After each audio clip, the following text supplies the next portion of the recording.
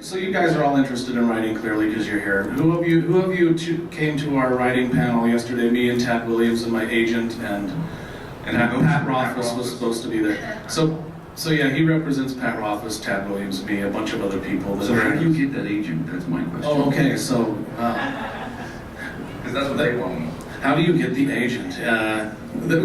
Everybody's pathway to an agent is different, so that's just, I mean, I can tell you my pathway. It might not be what would work for other people, but I wrote a horror novel initially.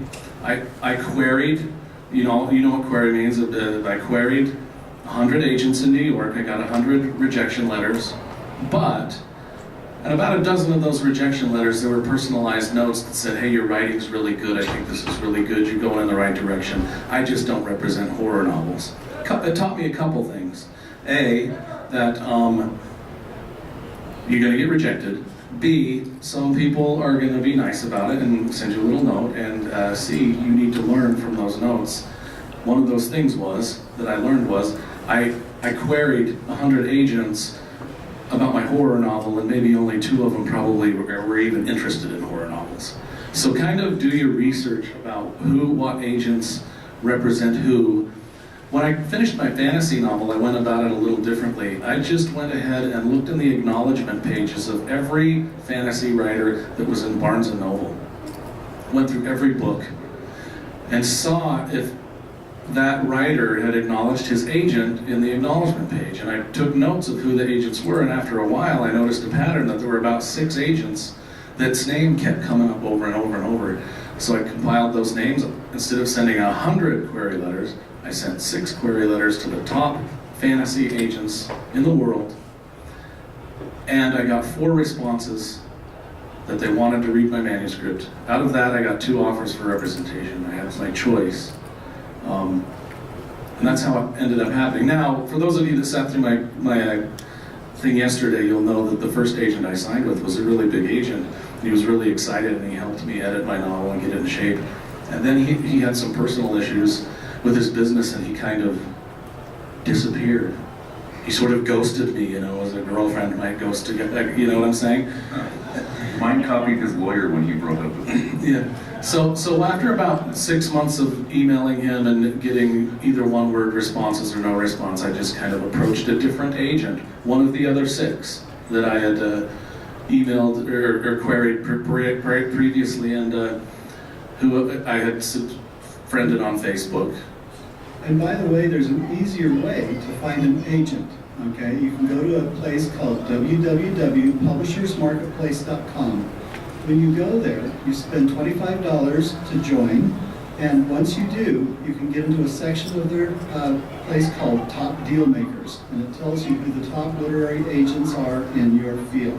So if you say you're interested in young adult novels, then it will say, do you want to see agents, editors, or publishers?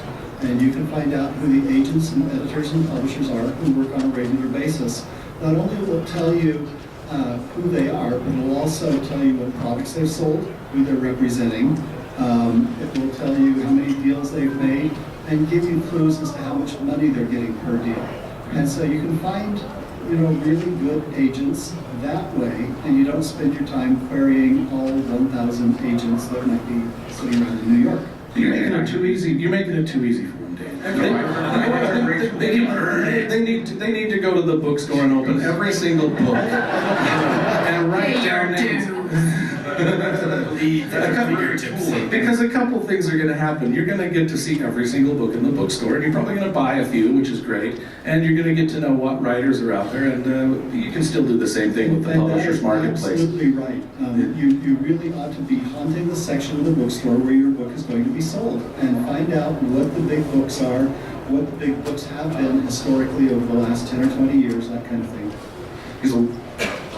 I wanted to interject and say, publishing is just such a series of relationships of knowing an agent who knows an editor who is part of this larger house which has relationships with stores and distributors and bloggers and influencers.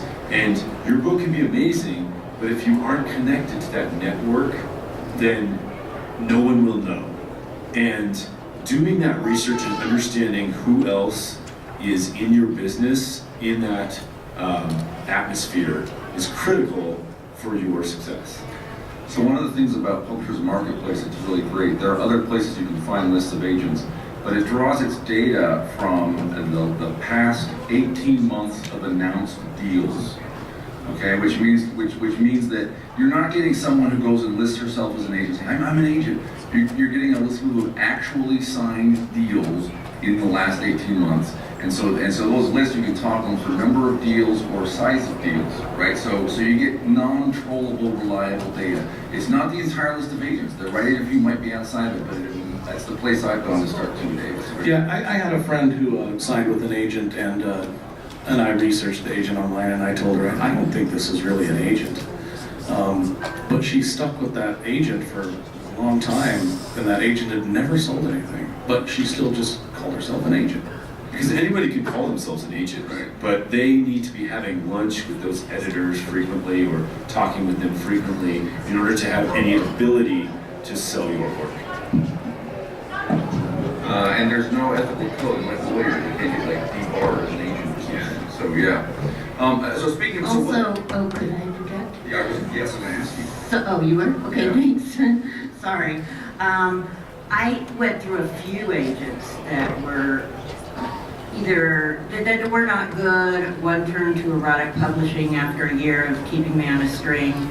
But I finally got the agent I like working with through a series of connections, just like you said. It was a series of short stories I wrote. I was in an anthology. One of the people in the anthology and I became friends and started corresponding. She introduced me to her agent, and that's how it happened. I know a lot of people who've done that kind of path, done conferences where you get to talk to agents. Those are really useful. Sometimes you think they're not really listening to you, but I know my agent who doesn't really take new clients, but she will if she meets somebody at a conference she likes.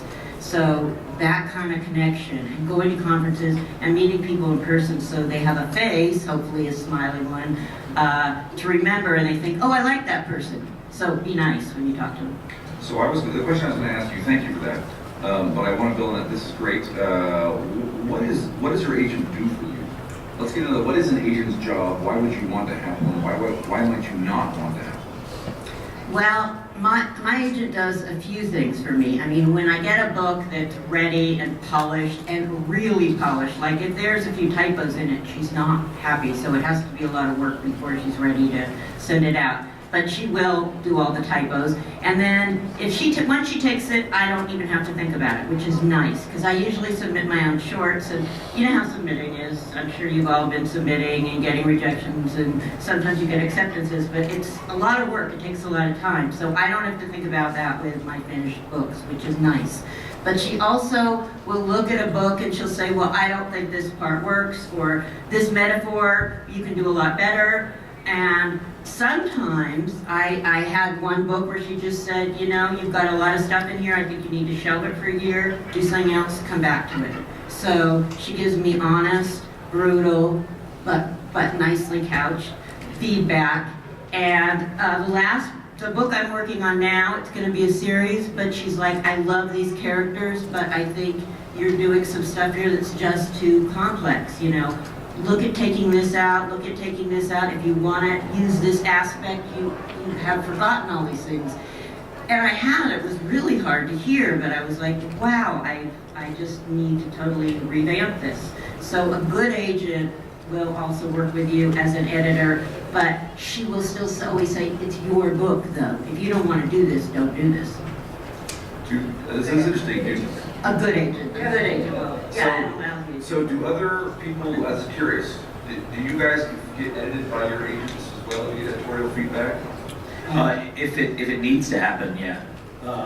Oftentimes, so my agent actually used to be an editor, and she had me, after she picked me up, she had me rewrite most of my first book before she would submit it. She basically said, Ryan, you're 25 and you're very talented, but you've got some polishing to do. So we're going to do that polishing before I'm going to take your book anywhere. And we did that for 9 or 10 months, and she did a great job. And it meant that when I was picked up, my editor, said, "Well, this is pretty good. Let's just do a few final things, and then we'll end up putting a book out." So I recently, my editor at Orbit went over to Tor, and now she's kind of in charge at Tor, but she left me orphaned, and so I ended up with a younger editor who I only knew through a few emails. And I was concerned about that because I had a relationship with my old editor. And one of the things my agent said to me was, if she's not good enough, then I will do the editing on the rest of this series for you, and then we'll go find someone else. Yeah, can I interject too? My first agent, the one that I kind of broke relationship with, he edited my novel, and he did a very good job of it. He had some really great advice. And I even acknowledged him in the acknowledgement pages of my book because of all the hard work he put in, even though I ended up kind of firing him and getting a new agent. My new agent also had a lot of editorial advice, and I think that's helpful. I think it's extremely helpful. I was going to say, I think that's really good advice. One thing to be cautious of, though, is if your agent is having you spend a really long time editing that book in order to delay taking it out on submission. Dave, maybe you have something? Yeah, like I said, I've written over 50 novels, and I've never had any editing advice on any of them.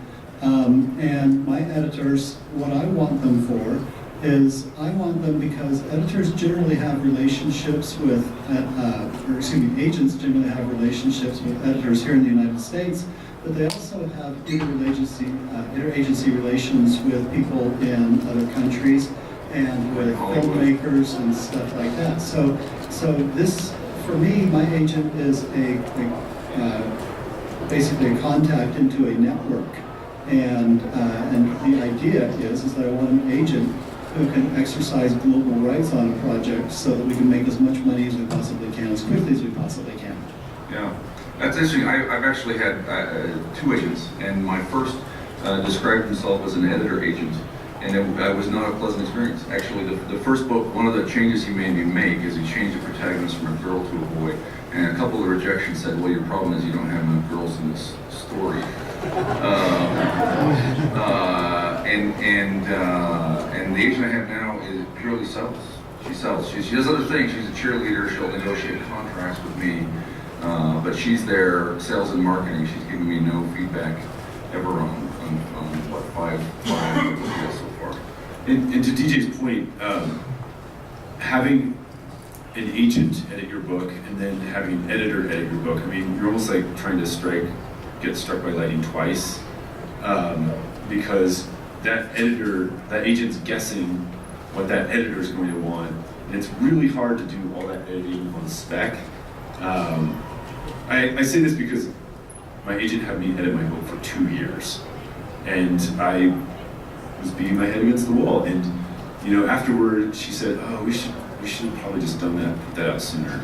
I'm like, yeah, she didn't even know that it had been 2 years. I had to tell her, like, we've got to stop, So, and she's great, but that is an issue because we kept editing, and then we didn't know what those editors ultimately wanted, and that editor's going to want to edit your book. Yeah, true. I mean, you have to use your own instincts. I mean, when I say my agents both edited my books, I'm saying it was in a general sense. They just bump this character up, make him more exciting, kind of a thing. They never said anything that was too intrusive or anything that I disagreed with, and quite frankly, their advice was pretty spot on. But if they would have said something ridiculous, I wouldn't have done it, just to please them. Because each one of those editors, or each one of those agents said, yeah, once we get a book deal, your main editor at the publishing house is going to have his own changes anyway, so let's not get too deep into this. But I listened to their advice because I thought it was good advice. Nobody gave me bad advice, and I don't know if it sounds like you had the same experience. Yeah, I did have the same experience. I mean, my agent and also my editors have also always made it very clear that it's my book. It's my say at the end of the day. But I also, I listen to them, for 75% of their advice because, they're professionals. They know what they're doing.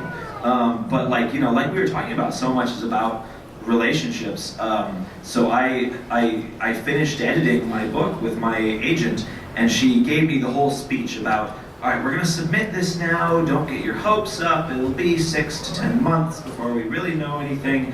And like 5 days later, we had a preemptive offer. And it's from the editor, and we ended up going to auction, using that preemptive offer as leverage. And then they upped their offer, and they ended up winning the auction. And I find out later that my agent trained my editor that I ended up with, and they had been talking on the sly about my books ever since I signed with my agent. And so like that kind of thing is happening, and it worked out amazing for me. And that's how Didn't you have a fear though the whole time that the whole thing was going to dissolve and then you were just I was training? terrified. No, when my agent called me and said, hey, we've got an offer, we're not going to accept it. I was like, what? I had the same experience, yeah. He's like, yeah, it's a great offer, but I'm gonna ask for more money. I was like, okay. No, same thing. I was making $8 an hour when I got my offer, and it's a 6-figure offer.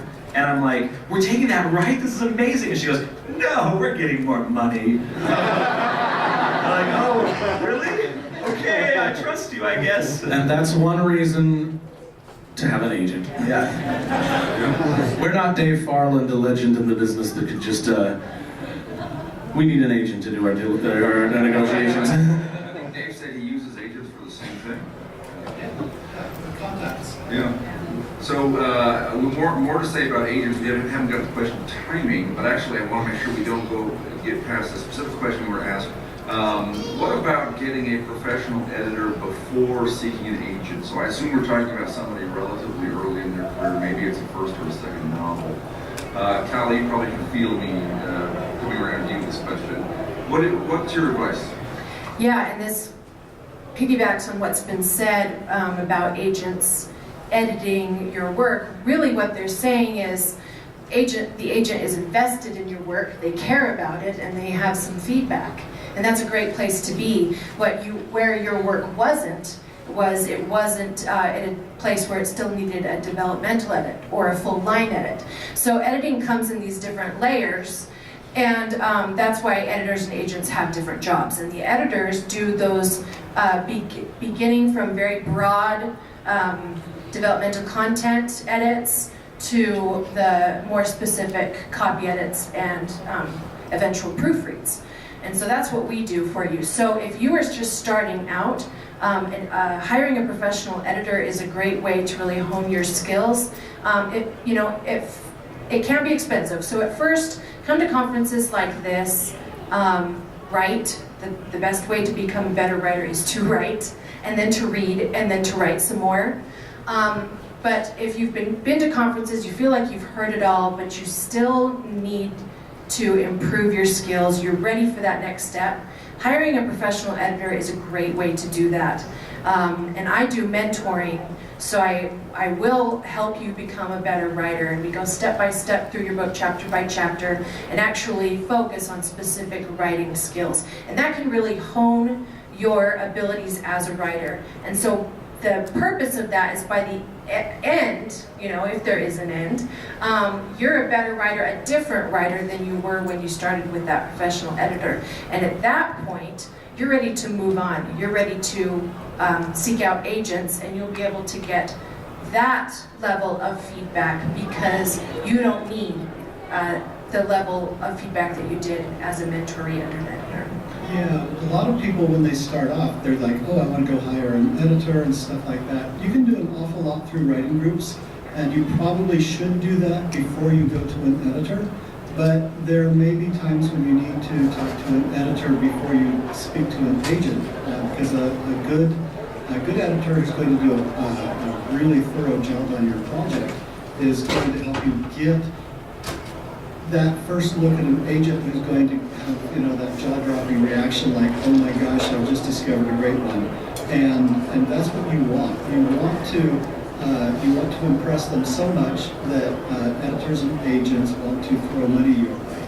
And so when you feel like you're ready to make that investment, you make that investment. But I just edited a book for a guy who looked pretty good, but as I got into it, man, there were problems. And then I found out afterwards that he had never been to a writing group, but never shown his work to anybody, and it became pretty painfully obvious, part of the way through. But it still has a lot of potential, but I ended up being more of a mentor to him than an editor, because I was like, okay, we need to teach you this lesson, that lesson, and so on. So what are signs then, objective signs that might tell a writer, okay, that now is a good time for me to go get an editor / mentor beyond my writing? What would tell someone that's now's the right time to do that? When your writing group runs out of comments, quite frankly, because the writing group, is generally speaking going to be other people who are unpublished, and they'll give you as much good information as they can, but at some point they're sort of like, I don't know where to go with this next. And that's when you might want to talk to somebody who's a professional in the field. Yeah, I also advise those who've been writing for a while and they're at the point where they're trying to sell the work and it just isn't selling, then maybe you're missing something. That's a great time to go seek out a professional. And one other thing is that not all advice is good advice. When you are approaching writing groups and having beta readers look at your work, you should do more than 1 or 2 or 3 or 4 or 5, but spread it out, because what you're going to find is sometimes their advice contradicts each other, and you just need to start to look for patterns in that advice and know what advice to ignore and what advice to embrace. I want to talk about red flags in contracts. Now, Dave, you've taught a ton about this, so I want to come to you last. I want to start at the far end of the table and just come down this way, and 1 or 2 red flags maybe you've avoided or experienced or just heard about, things in either agency or editing or publishing contracts. I've actually been very fortunate in that, that I ended up getting an agent early, and they were awesome, and they've done a great job for me in taking care of all that stuff. So I don't have a ton to say on the idea. Watching out for things that sound a little off when you're reading through a contract, seeing things that are maybe asking for rights that you maybe don't know what that means. Learning a lot of terminology when you start reading contracts, learning what everything they say means, and if it's standard, is usually just kind of a good start, because once you get a feel for it, then the red flags just stand out to you, because you know that, when I was reading boilerplate contracts online, I never saw anything like this, so maybe I should research it and see if it's standard. With the contracts, an agent makes it go pretty smoothly. When I looked over my contract, there was about 2 things that stood out to me that I wanted changed. A contract, when you sell a book to a publisher, you're just kind of licensing the rights to that book for whatever the publisher asks for, and you can say no to some of it. The publisher asks for rights to publish in English and ebook and paper, but then you can hold on to the audio rights or the video game rights, all this stuff. One of the things that I kind of agreed to that I didn't want to agree to in my contract was a thing called basket accounting. Do you know what that is, Dave? Which we had to negotiate a few other things, but we let them kind of keep that one. And I was fine with that, because I'm a new writer and this was exciting for me, and I just didn't want to fight a battle for no reason. One of the things that, having dealt a lot with contracts and having our contracts written by a professional and extending them to new writers, one of the things you have to understand is, we've had some really funny scenarios, like extending a contract to a writer. We're like, this book's pretty good, I think we should do this. And it was a new writer, and he saw the contract and he flipped. He goes, wait, you want my rights? I said, well, yeah, we can't legally publish your book unless you sign the rights over to us to publish your book. That's what publishing is. We flipped out and went crazy. So definitely you want to, and so we obviously didn't sign that person. and he contacted all of our authors and was stalking them and like, what, I don't understand it. Anyway, so you have to understand that that contract is allowing that publisher to spend time and money on your manuscript, and they're trying to help you to make it, as good as can be. and they're not trying to like sign over your book and then hide it away and not make any money. They're really trying to help you. And if there's something in the contract that you don't want to agree to, then you say, hey, can we strike this clause? And a lot of times they can, and they will. I think there are a lot of potential bad contract provisions. So one thing you got to watch out for is with a publisher is contracts where there's no realistic way for the rights ever to return to you. And usually you'll see this in terrible definitions around what's in print or not, right? Publishers should have a book in print and available to purchasers. And if they don't for a period of time, the market standard, the normal thing is you should get your rights back. Well, having an ebook available on Amazon shouldn't count as having a book in print, right? That means you never get your rights back. They shouldn't take ownership of your copyright, right? They have a license to publish the book in certain languages and countries. I would say about agents, make sure, I mean, this is obvious, an agent only gets paid 15% of anything that she collects for you, that's it. Anything else is you are being ripped off. 20% on foreign usually. 20% on foreign, yes. 15%, but often 20% on foreign sales. And you should never have to pay anything up front Yeah, to you an don't agent, pay to agent read, or for a publisher, or being anything considered, like that. or you don't cover their expenses up front. Like no, they get 15%. Anything else is they are ripping you off. Let me go ahead and take it for 1 minute. There's a couple things you have to watch out for, and there's 3 separate contracts that I would be worried about. The first one is called the agency clause with the editor or with the literary agent that you're working with. Some agents ask for the right to be your electronic book publisher. That's a conflict of interest and it's illegal, and yet they're doing it anyway. And so your agent cannot and should not ask to be your publisher, nor should they ask for money up front. I had a young man who called me a while back.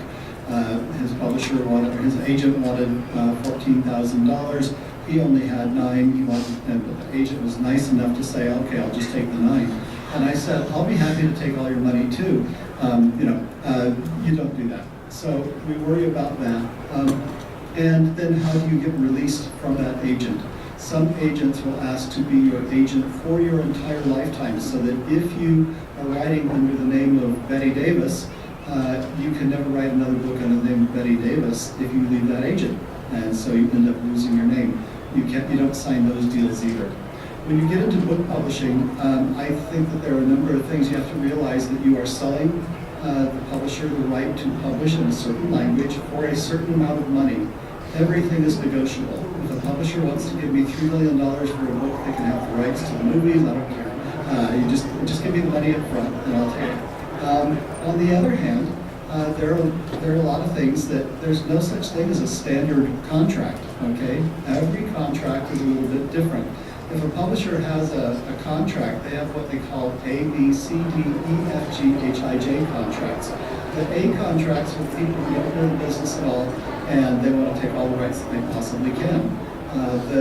The J contracts are for the superstars who have lawyers and literary agents and things like that that are all super powered, and they give practically all the rights back to the author, and the author can then make money on his video games and movies and stuff like that, uninhibited by the publisher.